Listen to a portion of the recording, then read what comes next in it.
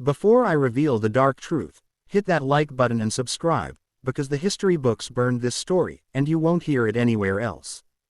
In the early records of the American frontier expansion, there is a recurring anomaly that historians have never fully resolved. It appears under different names in different archives, but the most consistent designation is Valeris town. It is described as a settlement that should not have been possible, not because of geography or climate, but because of the way it behaved inside written history itself. The earliest mention appears in a survey ledger from 1847, yet the same ledger has been proven to have been rewritten at least twice, with entire pages replaced without explanation. Even more unusual is that Valeris does not appear in any founding charter, land grant, or migration record. It simply begins existing in documents as though it had always been there, waiting for someone to notice it. According to fragmented traveler accounts, Valeris was located beyond a bend in the northern trade route, though the strange detail is that no two maps agree on where that bend actually was.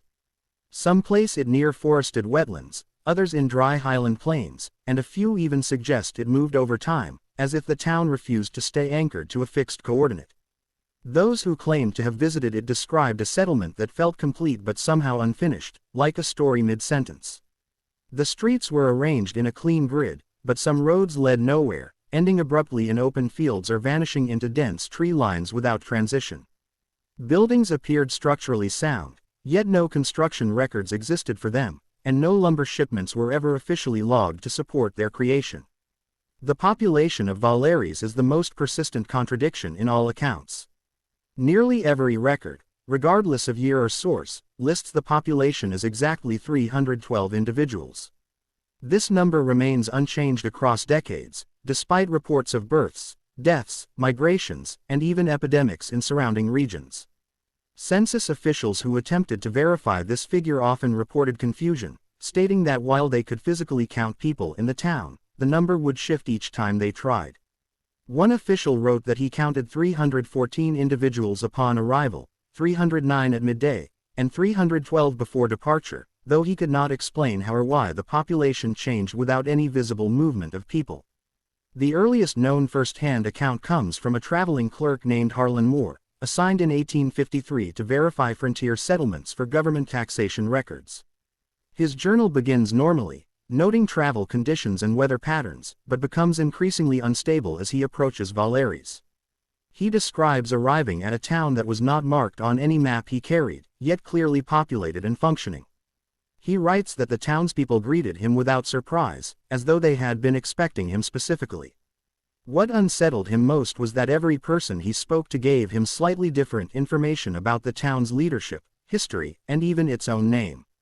Some called it Valeris, others referred to it as Marrow's Reach, and a few insisted it had no name at all. Moore's journal begins to deteriorate in structure after the third day. Sentences repeat with minor variations, as if rewritten by someone attempting to correct memory rather than record it. He notes that official documents provided by the town clerk do not remain consistent from one reading to the next. Names are crossed out and restored, dates shift forward and backward, and entire entries appear and disappear between inspections. On the fifth day, Moore writes that he is no longer sure whether he arrived in Valeris alone, and that he sometimes hears a second set of footsteps when walking through empty streets. The final pages of his journal contain no coherent narrative, only repeated fragments such as, "The ledger changes when not observed," and, "I believe I have already left, but I am still here." The last legible sentence states that his assignment has been completed, followed by a signature that does not match his handwriting. No record of his return to any government office exists. The religious structure at the center of Valeris, known as the Church of St. Hilarion, is another source of persistent contradiction. Blueprints recovered from territorial archives show a planned structure with a bell tower, but no physical evidence suggests the tower was ever built. Instead, the church appears complete but architecturally inconsistent, with interior spaces that seem larger than the exterior footprint allows. Visitors reported that walking through its halls felt like moving through corridors that did not align properly with each other, as though rooms were connected in a sequence that changed depending on the direction of travel. The pastor, Father Lucian Marr, is described in multiple accounts as a calm and deliberate figure who spoke in sermons that were never recorded or remembered in full. Those who attempted to recall his words later reported that their memories of the sermons would change each time they tried to describe them. One visiting physician in 1871 documented that the townspeople exhibited unusual patterns of aging. Some individuals appeared physically young but spoke with the certainty and tone of much older people, while others showed advanced physical aging but demonstrated childlike speech patterns and emotional responses. The physician noted that medical examinations produced inconsistent results, with patients appearing to change between examinations without any medical cause. When he confronted Father Marr about this, the pastor reportedly stated that time in Valeris does not progress uniformly and that people age according to attention rather than chronology. The physician's report ends abruptly, and historical records show that his notes were later revised to remove all references to Valeris entirely. The most disturbing anomaly occurred during the federal census of 1878, when 2 enumerators were dispatched to verify the settlement.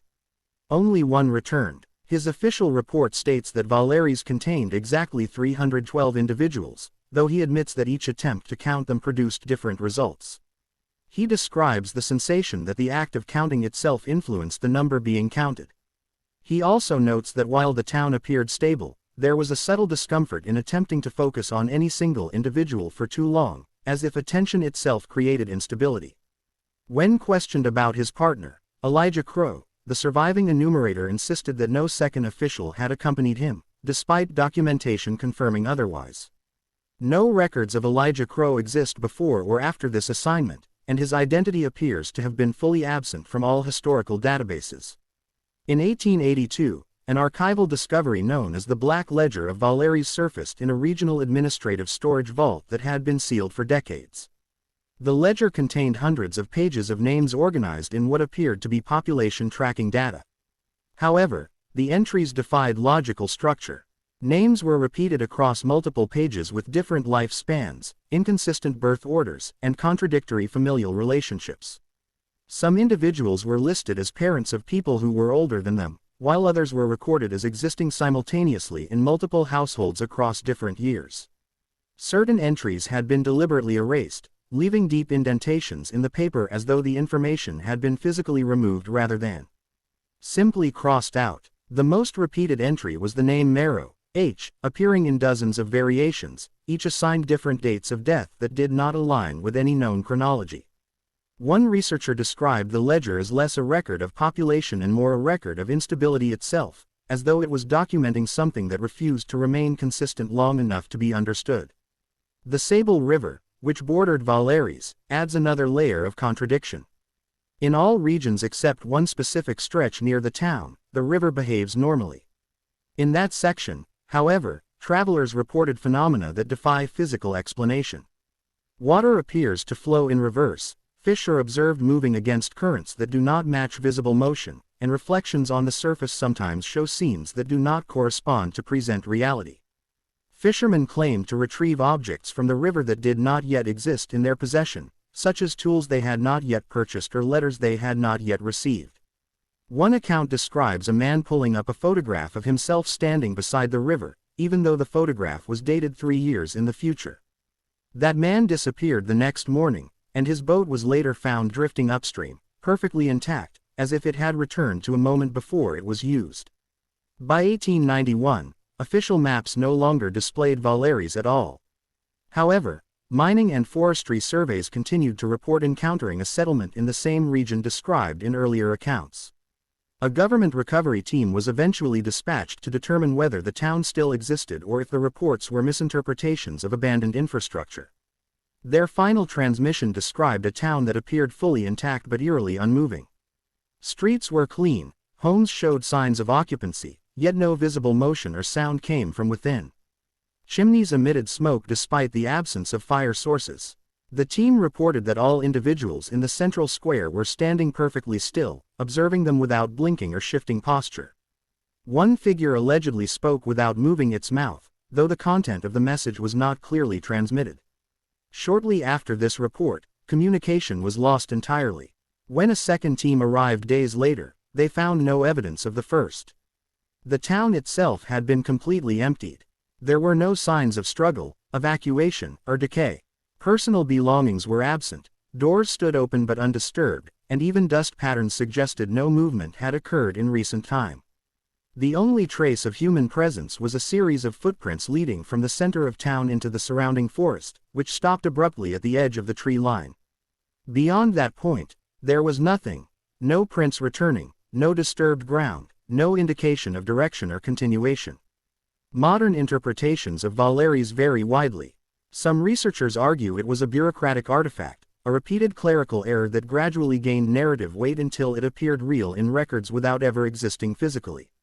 Others suggest it was an isolated settlement destroyed early in its history, later reconstructed through fragmented documentation and oral exaggeration. A smaller but persistent group of theorists proposes something more unusual, that Valeris only exists in moments when it is recorded inconsistently, and that the contradictions themselves are what sustain it. According to this interpretation, every time the town is written about incorrectly, it stabilizes briefly in reality, only to dissolve again when attention fades. The most recent anomaly occurred in 2024 during a digital archive migration. An archivist tasked with transferring old census data reported that the name Valeris appeared in files where it had already been deleted. At first she assumed it was a duplication error, but each correction attempt resulted in the name reappearing elsewhere in the system, accompanied by shifting numerical data that always resolved back to 312. Over several days, she noted that the entries seemed to adapt to her corrections, as though learning how she attempted to erase them. Her final recorded message to her supervisor stated that the system was no longer preserving the data, but responding to it. After that message, all access to her account was lost. The last active file in her directory was labeled simply as Black Ledger, current version, and its final line read, population increasing with observation. Thanks for watching. Don't forget to like, comment, and subscribe before you go.